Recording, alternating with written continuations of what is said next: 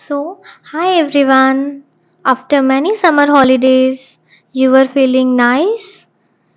So, आज हम class 7th का साइंस की रिवीजन करेंगे चैप्टर 1 की जो कि न्यूट्रिशन इन प्लांट्स है। हम पहले हमारी मैम ये पहले पढ़ा चुकी हैं चैप्टर, फिर भी हम एक बार इस चैप्टर को ओवरव्यू डेफिनेशंस की फॉर्म में देख लेंगे कि इस चैप्टर में कंप्लीटली है क्या। चलिए हम अपनी डेफिनेशंस खोलते हैं। जी, तो ये रही हमारी डेफिनेशंस। पहला डेफिनेशन है autotrophic nutrition. The mode of nutrition in which organism make food themself from simple substances is called autotrophic nutrition. Example of autotrophic nutrition is green plants. अब इसका मीनिंग क्या है? ऐसा मोड ऑफ न्यूट्रिशन जिसमें organism को हम plants मानेंगे, plants अपना खाना खुद बनाएं सिंपल सब्सटेंसेस से, उसे ऑटोट्रॉफिक न्यूट्रिशन कहते हैं। ऑटोट्रॉफ्स या ऑटोट्रॉफिक न्यूट्रिशन का एग्जाम्पल ग्रीन प्लांट्स रहेगा, क्योंकि ग्रीन प्लांट्स जो होते हैं वो अपना फूड खुद बनाते हैं सिंपल सब्सटेंसेस से। Next, number 2, heterotrophic nutrition. The mode of nutrition in which organisms depend on other organisms for their food is called heterotrophic nutrition. Example of heterotrophic nutrition is animals and human beings. अब ये क्या कह रहा है? ऐसा कोई mode of nutrition जिसमें organism कोई और ऑर्गेनिज्म पे डिपेंड हो, उससे कहते हैं हेटरोट्रॉफिक न्यूट्रिशन। इनका हेटरोट्रॉफ्स या हेटरोट्रॉफिक न्यूट्रिशन का एग्जाम्पल रहेगा animals and human beings. Animals and human beings क्यों? एनिमल्स इसलिए क्योंकि एनिमल्स जो होते हैं वो अदर एनिमल्स पे डिपेंड होते हैं, एंड ह्यूमन बींग्स प्लांट्स पर डिपेंड होते हैं। Saprotrophic nutrition, the mode of nutrition in which organism take nutrition from dead and decaying matter is called saprotrophic nutrition. Example of saprotrophic nutrition is fungi and mushroom. So saprotrophic nutrition क्या कहता है? ऐसा mode of nutrition जिसमें जो organisms होते हैं वो अपने न्यूट्रिशन के लिए डेड और डिकेइंग मैटर पर डिपेंड होते हैं अपने न्यूट्रिशन लेने के लिए, उसे कहते हैं saprotrophic nutrition. Example of saprotrophic nutrition fungi and mushroom. तो जो एग्जाम्पल सेप्रोट्रॉफ्स या सेप्रोट्रॉफिक न्यूट्रिशन दोनों का ही फंगी और मशरूम ही रहेगा, क्योंकि ये दोनों डेड और डिकेइंग मैटर पर ग्रो कर जाते हैं। Insectivorous plants, insect eating plants are called insectivorous plants. Example of insectivorous plants is pitcher plant. तो इंसेक्टिवोरस प्लांट्स वो प्लांट्स होते हैं जो इंसेक्ट को ईट करते हैं। अब पिचर प्लांट है, पिचर प्लांट्स कुछ इस टाइप का होता है, इस टाइप का प्लांट होता है। इसमें वो क्या बोलते हैं, एक जूस सिक्रेट करता है जिससे कि जो इंसेक्ट होते हैं इंट्रैक्ट होते हैं, उस पर आते हैं एंड वो बंद कर लेता है अपना ऐसे माउथ, एंड देन वो स्वॉलो कर लेता है, और जो इंसेक्ट्स होते हैं वो फिर ऊपर नहीं आ पाते। Symbiosis. When organisms live together with natural sharing of shelter and nutrients, then this bonding is called symbiosis. Example of symbiosis, cleaner fish. अब symbiosis क्या कहता है? Symbiosis ऐसा बॉन्डिंग है जो ऑर्गेनिज्म के बीच होती है, जिसमें वो नेचुरली अपना शेल्टर और न्यूट्रिएंट्स एक दूसरे के साथ शेयर करते हैं। इस बॉन्डिंग को हम सिम्बोसिस कहते हैं। Example of Symbiosis cleaner fish है। चलिए हम अपनी नई स्लाइड की तरफ बढ़ते हैं। अब हम एनसीईआरटी सॉल्यूशन समझेंगे।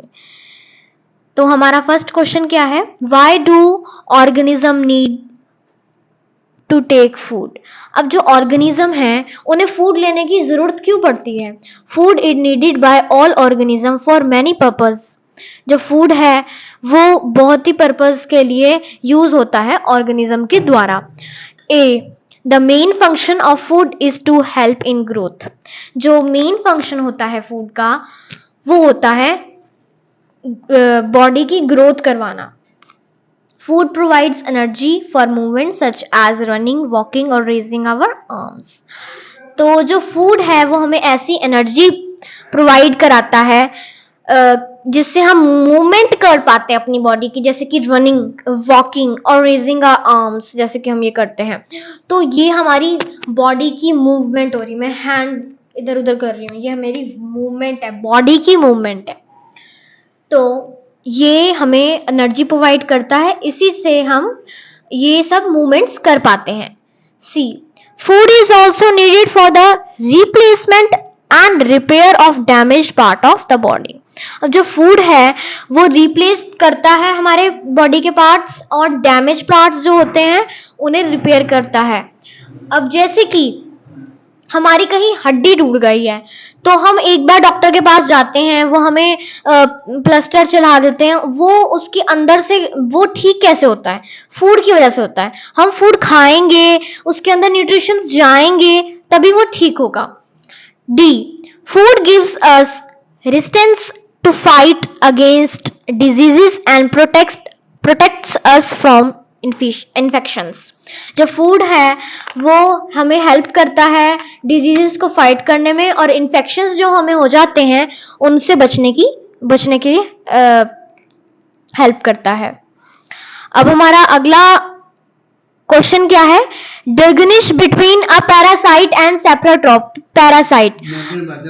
Parasite feed on a living organism, the organism on which it feeds is called host.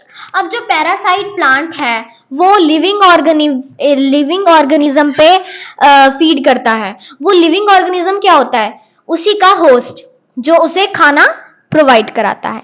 सेप्रोट्रॉफ्स, they feed on dead and decaying organism, जो मैंने स्टार्टिंग के ओवरव्यू में ही डेफिनेशन बताई थी आप सभी को।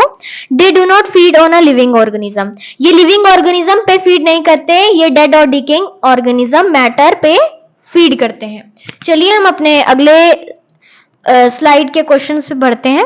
तो हमारा अगला क्वेश्चन है question number 3, how would you test the presence of starch in leaves? The presence of starch in leaves can be tested by iodine test. When we remove chlorophyll from leaf by boiling in alcohol and then putting 2 drops of iodine solution, its color changes to blue, indicates the presence of starch. अब ये बता रहा है, पूछ रहा है कि हम जो लीव्स के अंदर स्टार्च प्रेजेंट होता है उसे कैसे टेस्ट कर सकते हैं। तो जो प्रेजेंस होती है स्टार्च की लीव्स के अंदर, वो आयोडीन टेस्ट के द्वारा हम टेस्ट कर सकते हैं। जब हम क्लोरोफिल वो लीव से हटा दें अल्कोहल के अंदर बॉईल करने से, और उसे 2-3 ड्रॉप उसके आयोडीन सॉल्यूशन मिला दें, तो उसका जो कलर होता है वो चेंज हो जाता है ब्लू में। वो इंडिकेट करता है उसकी प्रेजेंस ऑफ स्टार्च। जितना डार्क होगा उतना ज्यादा उसके अंदर स्टार्च होगा, जितना कम होगा मतलब उस लीफ के अंदर कम स्टार्च है। ये इंडिकेट करता है ब्लू कलर। वैसे तो ये ब्लैक कलर भी करता है। अगला क्वेश्चन पढ़ते हैं। Give a brief description of process of synthesize of food in green plants.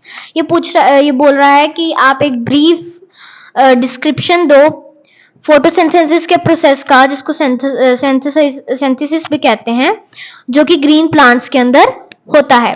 Green plants have chlorophyll in leaves. The leaves use carbon dioxide. The carbon dioxide short form is CO2, okay, and water to make food in presence of sunlight. अब जो green plants हैं वो अपने leaves के अंदर sunlight को store करके रखते हैं क्लोरोफिल के अंदर, और जो लीव्स होते हैं वो CO2 कार्बन डाइऑक्साइड यूज करते हैं, वाटर यूज करते हैं, और सनलाइट की प्रेजेंस यूज करते हैं, जो कि क्लोरोफिल के अंदर ज्यादातर स्टोर होती है। ये प्रोसेस ग्रीन प्लांट्स के अंदर होता है फोटोसिंथेसिस का। चलिए अगला क्वेश्चन देखते हैं।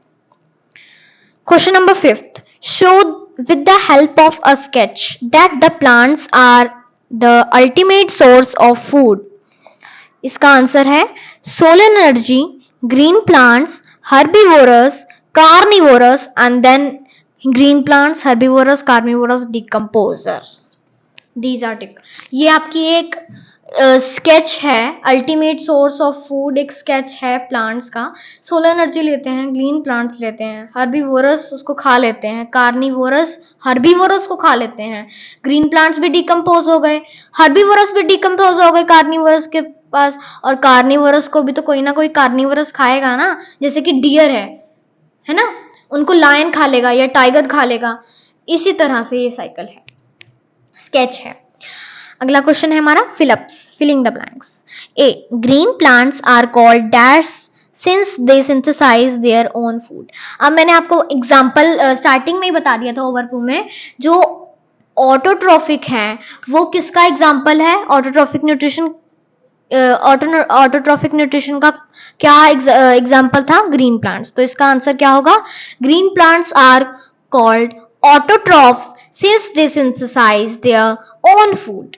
तो जो ग्रीन प्लांट्स होते हैं वो ऑटोट्रॉफ्स होते हैं। ऑटोट्रॉफ मैंने आपको स्टार्टिंग में बता ही दिया था कि जो प्लांट्स अपना, जो ऑर्गेनिज्म जो अपना फूड सिंपल सब्सटेंसेस से खुद प्रिपेयर करते हैं। और जैसे कि यहाँ लिखा भी हुआ है ग्रीन प्लांट्स आर कॉल्ड, ये रहा हमारा answer A, autotrophs. Green plants are called autotrophs since they synthesize their own food. Next, the food synthesized by the plants is stored as starch. जो हमारा फूड स्टोर होता है वो किस form में होता है ये भी पूछा जा सकता है, तो भी आप स्टार्च ही लिखेंगे और इस क्वेश्चन के हिसाब से भी हमारा आंसर स्टार्च ही आएगा। The food synthesize by the plants is store as starch. या किस फॉर्म में स्टोर होता है? The food synthesize by plants store as a form of starch आएगा। ये भी क्वेश्चन पूछा जा सकता है। अगला क्वेश्चन की तरफ बढ़ते हैं। In photosynthesis solar energy is captured by the pigment is called chlorophyll. जो कि मैंने आपको अभी थोड़े देर पहले जो क्वेश्चन था उसमें बताया था कि जो फोटोसिंथेसिस की सोलर एनर्जी होती है वो एक पिगमेंट में कैप्चर होती है। पिगमेंट तो नहीं बताया था मैंने आपको, वैसे यहाँ पे है। तो जो पिगमेंट होता है ना उसे क्लोरोफिल कहते हैं। हमने ये पीछे में पढ़ा था कि फोटोसिंथेसिस की जो सोलर एनर्जी है वो क्लोरोफिल के अंदर कैप्चर होती है, पर यहाँ है कि जो फोटोसिंथेसिस की सोलर एनर्जी है वो कैप्चर होती है पिगमेंट में। उस पिगमेंट को क्या कहते हैं? उस पिगमेंट को कहते हैं क्लोरोफिल। ठीक है, तो जब भी आपसे पूछा जाए पिगमेंट मतलब in photosynthesis solar energy is capture by the pigment is called chlorophyll, तब भी आप क्लोरोफिल ही लिखेंगे। In photosynthesis solar energy is captured by the chlorophyll, तो आप तब भी क्लोरोफिल ही लिखेंगे। During photosynthesis plants taken in dash and release dash. वो अंदर लेते हैं कार्बन डाइऑक्साइड। हमें पिछले क्वेश्चन में ही पढ़ा था कि हम कार्बन डाइऑक्साइड लेते हैं और वो हमें ऑक्सीजन ऐसे बाहर रिलीज करते हैं। हम वो कार्बन डाइऑक्साइड लेते हैं एंड ऑक्सीजन रिलीज कर देते हैं। चलिए अपने अगले क्वेश्चन की तरफ बढ़ते हैं। Name the following. A parasite plant with yellow cylinder and tabular stem. एक ऐसा पैरासाइट प्लांट बताओ जो कि येलो हो, स्लेंडर हो और उसकी टेबुलर स्टेम हो। तो वो क्या है? क्यूकस्टा। क्या है? Cuscuta. Second, a plant that has both autotrophic and heterotrophic mode of nutrition. अब ऐसा कोई प्लांट बताओ जिसके पास ऑटोट्रॉफिक न्यूट्रिशन भी हो और हेटरोट्रॉफिक मोड ऑफ न्यूट्रिशन भी हो। वो इंसेक्टिवरस प्लांट्स होते हैं। जो ऑटोट्रॉफिक खुद का खुद भी खुद प्रिपेयर कर सकते हैं और हेटरोट्रॉफिक इंसेक्ट से लेते हैं। अगला question, the pores through which leaves exchange gases. Stomata. Stomata के मतलब लीफ के अंडर साइड जो स्टोमेटा प्रेजेंट होता है उसके अंदर होल्स होते हैं। जो होल्स होते हैं वो ऑक्सीजन और कार्बन डाइऑक्साइड को रिलीज करते हैं। चलिए अपने अगले क्वेश्चन की तरफ बढ़ते हैं। Tick the correct answer. अब हमें टिक द करेक्ट आंसर करना है। अमरबेल। अमरबेल तो सुनी ही होगी। अमरबेल is an example of autotrophic, parasite, saprotroph और होस्ट। जो अमरबेल होती है ना वो दूसरे प्लांट्स के ऊपर चढ़ जाती है। Am I right? वो दूसरे प्लांट्स के ऊपर चढ़ जाती है। येलो येलो कलर की, कई बार आपने ट्रीज के ऊपर देखी भी होगी। तो वो क्या कहलाएगी? पैरासाइट कहलाएगी। क्योंकि पैरासाइट क्या होते हैं? खुद का खाना भी प्रिपेयर कर सकते हैं, उनके अंदर अपना भी न्यूट्रिशन है, पर वो दूसरे पे भी जाकर अपना न्यूट्रिशन लेते हैं। तो ये ऑटोट्रॉफिक, हेटरोट्रॉफिक पैरासाइट होंगे ये। तो क्या होंगे? पैरासाइट। अमरबेल is example of parasite. The plant which traps and feed on insect is pitcher plant, China rose, Cuscuta और rose. Options are, I am repeating, Cuscuta, China rose, pitcher plant, rose. तो हम इसका answer क्या लिखेंगे? Pitcher plant. क्योंकि अभी अभी हमने पढ़ा था कि जो प्लांट्स इंसेक्ट को फीड करते हैं वो पिचर प्लांट कहलाते हैं। पिचर प्लांट करता है उनको। अभी हमने एग्जाम्पल में पढ़ा था इंसेक्टिवोरस में, है ना? तो the plant which traps and feed on insect is pitcher plant. चलिए अपने नेक्स्ट क्वेश्चन की तरफ बढ़ते हैं। Match the following. Match the items given in column 1 with those in column 2. Column 1 में हमें दिया क्लोरोफिल, नाइट्रोजन, अमरबेल, एनिमल्स, इंसेक्ट्स, एंड कॉलम 2 में दिया bacteria, heterotroph, pitcher plant, leaf, parasite. तो क्लोरोफिल किस में प्रेजेंट होता है? जो क्लोरोफिल है वो लीफ के अंदर प्रेजेंट होता है, तो chlorophyll matches with leaf. Nitrogen किसके अंदर प्रेजेंट होता है? नाइट्रोजन एक टाइप के बैक्टीरिया के अंदर प्रेजेंट होता है, तो वो बैक्टीरिया कौन सा है? Rhizobium bacteria. कभी भी आपसे पूछा जाए in which bacteria nitrogen is present, तो it's answer is rhizobium bacteria. What bacteria? Rhizobium bacteria. Our next question, अमरबेल अभी मैंने आपको बताया कि वो पैरासाइट होती है। अभी अभी हमने I think choose tick the correct में पढ़ा था। मैं दोबारा वो स्लाइड खोलती हूँ जी। यहाँ अमरबेल is an example of parasite. What? Parasite. तो यहीं पे इसमें भी यही पूछा गया है कि अमरबेल मैच किससे होगी। अब आपको पता है कि अमरबेल जो है वो पैरासाइट है, तो अमरबेल किससे साथ मैच होगी? पैरासाइट के साथ। एनिमल्स क्या होते हैं? हमने हीटरोट्रॉफिक के एग्जाम्पल में पढ़ा था कि जो हीटरोट्रॉफिक का वो डेफिनेशन क्या थी? The mode of nutrition. मैं दोबारा खोल देती हूँ। The mode of nutrition in which organism depend on other organism for their food is called heterotrophic nutrition. इसके एग्जाम्पल में हमें एनिमल्स दिया हुआ था ना, तो एनिमल्स क्या हुआ? हेटरोट्रॉफ हुआ, जो कि यहाँ पे दिया हुआ है। तो animals matches with heterotroph.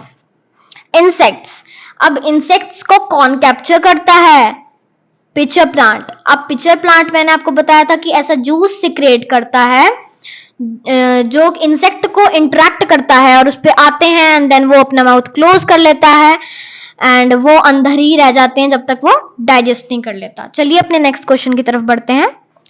Question number 10, mark T if the statement is true and false if it is and if it is false. Carbon dioxide is released during photosynthesis. True or false? Carbon dioxide release होती है कि वो plants लेते हैं ना, तो ये क्या हुआ? False.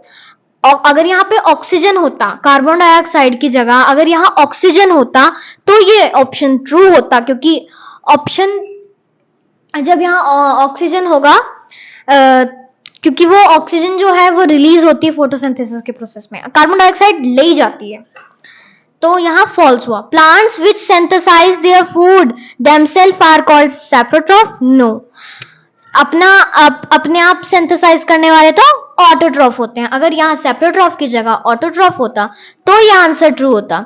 The product of photosynthesis is not a protein. True. जो प्रोडक्ट है वो प्रोटीन नहीं है। यस, नहीं है, क्योंकि जो प्रोडक्ट हैं वो क्या होते हैं? फोटोसिंथेसिस के जो प्रोडक्ट्स होते हैं वो मैं आपको बता देती हूँ क्या होते हैं। स्टार्च होता है एंड वाटर होता है। जो स्टार्च और वाटर रहता है वो प्रोडक्ट होते हैं फोटोसिंथेसिस के। तो ये ट्रू होगा क्योंकि नॉट अ प्रोटीन, प्रोटीन नहीं है। Solar energy is converted into chemical energy during photosynthesis, true. जो सोलर एनर्जी होती है वो केमिकल एनर्जी से फोटोसिंथेसिस में बदल सोलर एनर्जी केमिकल एनर्जी में बदल जाती है जब फोटोसिंथेसिस का प्रोसेस होता है। चलिए अपने नेक्स्ट क्वेश्चन की तरफ बढ़ते हैं। Choose the correct option from the following. Which part of the plants take in carbon dioxide from the air for photosynthesis? Root hair, stomata, leaf veins, sepals. अब मैंने आपको बताया था कि जो लीफ के अंडर जो प्रेजेंट होते हैं वो क्या होते हैं, वो स्टोमेटा होते हैं। छोटे छोटे पोर्स प्रेजेंट होते हैं। तो वो छोटे छोटे जो पोर्स प्रेजेंट होते हैं वो क्या हेल्प करते हैं हमें कार्बन डाइऑक्साइड रिलीज करने में, और कार्बन डाइऑक्साइड ऑक्सीजन मतलब कार्बन डाइऑक्साइड लेने में और ऑक्सीजन रिलीज करने में। Sorry, choose the correct option from the following. This is our last question. Plants take carbon dioxide from the atmosphere mainly through their roots, stem, flower, leaves. किससे लेते हैं? Plants जो होते हैं उनकी लीव्स के अंदर स्टोमेटा होता है, तो वो लीव्स से लेंगे एटमॉस्फेरिक कार्बन डाइऑक्साइड। तो दिस इज ऑप्शन लीव्स। आज के लिए इतना ही, तब तक के लिए bye bye, stay safe, stay happy.